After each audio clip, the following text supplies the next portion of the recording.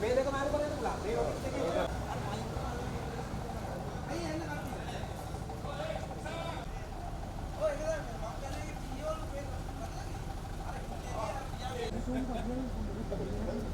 Oh.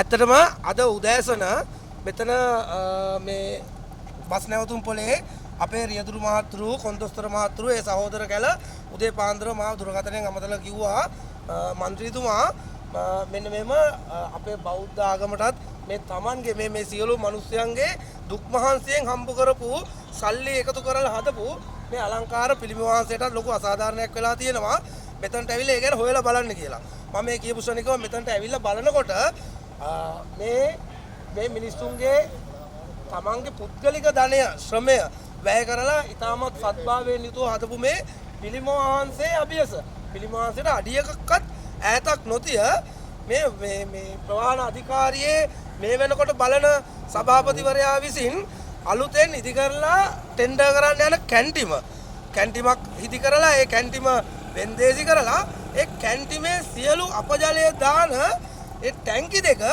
මේ බුදු පිළිම වහන්සේට යාබදව මෙච්චර ඉඩ තියෙන මේ භූමියේ බුදු පිළිම වහන්සේට යාබදව ඉදි කරලා ඒකත් කිසිම ප්‍රමිතියකින් තොරව පොළවෙන් අඩි ගාණක් උඩට ඒ ආකාරයෙන් තමයි ඉදි කරන්නේ. ඇවිල්ලා බැලුවාම ඕන කෙනෙකුට තේරෙනවා අපි කුමන ආගමක වුණත් කුමන දර්ශනයකට වුණත් අපි කවදාවත් කිසිම ආගමක ශාස්ත්‍රවරයෙකුට අගෞරවයක් වෙන විදිහට ජීවත් වෙන්න හොඳ නැහැ කියන එක තමයි මේ රටේ හැම මනුස්සයෙක්ගේ මතේ.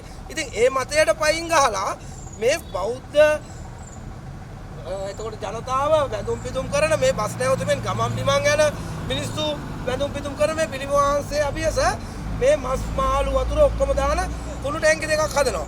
මම 119 බස් එකේ වැඩ කරන රියදුරු මහත්තයෙක් වශයෙන් වැඩ කරනවා. මගේ නම සමන් කුමාර. හරි. මේක මේ අපි දුක් මහන්සියෙන් අපේ ශ්‍රමයෙන් හදාගත්තු දෙයක්. මේක මෙතන මේවා දානවට අපි ඇත්තම විරුද්ධයි. මේකට ඕන තරම් විකල්ප තියෙනවා. මෙතන එහා පැත්තේ හිස් භූමියක් තියෙනවා. මේ එහා පැත්ත හදන්න පුළුවන්. නැත්තම් මේක අපිට මේ ගැටලුවකටවත් අපිට කාරුවත් එක්ක මේ තරහ කමනාපකමක් නැහැ. අපිට තියෙන්නේ මෙතනින් මෙන්න මේක අයින් කරගන්න තමයි අපිට උවමනාව තියෙන්නේ. නැත්තම් එහා පැත්තේ තියෙනවා ඔෆිස් කාමරේ දැන්ට ඒගොල්ලෝ පාවිච්චි කරන ඔෆිස් කාමරයක් තියෙනවා. ඒක තියෙනවා පයිප් ලයින් සේරම තියෙනවා. ඒක ඕනනම් මේ දෙක දෙපැත්ත මාරු කරන්න විතරයි තියෙන විකල්පයක් වශයෙන් කියනවා නම් ඒ දෙක දෙපැත්ත මාරු කරා නම් මේ පස්සේ ගොඩක් දුරට සමනය වෙනවා. මගේ නම බීගේ වසන්ත කුමාර. මම මෙතන උතුරු පාරක් පෙරේද ගහද්දිත්වා මේක හරියන්නේ නැහැ කියලා. මේ අපි සියලුම දෙනා බස් හිමියෝ කොන්දොත්තුලා ලයිවල් ඔක්කොම සියලුම දෙනා මගියෝ පාවා මේකට සල්ලි එක්කවලා තමයි මේක අපි මෙතන ඉදි කරේ. ඉදි කරාට පස්සේ මේගොල්ලන්ගේ රජයෙන් කියලා අපිට රුපියලක්වත් හම්බුන්නේ නැහැ. අපි රජයෙන් බලාපොරොත්තු වෙන්නේ නැහැ. දැන් ඒක නිසා අපි කියන්නේ මේක අපිට කැන්ටිම මෙතනට කොහොමත් මේ ඔෆිස් කාමරේ මේකයි බුදු පිළිමකාර කැන්ටිමක් හරියන්නේ නැහනේ. කැන්ටිම එහා පැත්තට දාලා මේ බටර් ලයින් එක අර එහා පැත්තේ ටොයිලට් වල පීලී තියෙනවානේ. එතනට අරගෙන යන්න කියලා තමයි පිල්ලීමක් කරනවා. අපිට මේක නීත්‍යානුකූලව ඒගොල්ලන්ගේ වැඩ කරනවා සාධාරණ දෙයක් කරලා දෙන්න ඕනේ. මෙතන මේ බුදු පිළිම වාසිකාව ඩස්බින් වල දාලා හරියන්නේ නැහැ. මෙතන කෙල ගහලා රුපියල් 500 දර ගහපු කෙනෙක් ඉන්නවා මේකේ. මේක ස්ටෑන් නොයිසි මාත්‍යා. බුලත් කෙලවත් ගහන්න දෙන්නේ නැහැ. සූ කරන්නවත් දෙන්නේ නැතුව අපි හදාගෙන ඉන්නේ මේක ඔක්කොම වතු පිටි සුද්ධ කරේ ඊවේ තමයි අපේ සේවයෙන්. ඒ කියන්නේ අපේ කොන්දොත්තරලා ඒවල සියලුම දෙනාම. ඇයි මේ වගේ අපරාධයක් කරන්නේ? මේගොල්ලෝ අපරාධ කරනවා නම් ඒගොල්ලන්ට පරිසම් දෙන්න වෙනවා. ඔය කරන කට්ටිය හැමදාම ඉන්නේ බලයට ඇවිල්ලා අවුරුදු 5යි ඉන්නේ.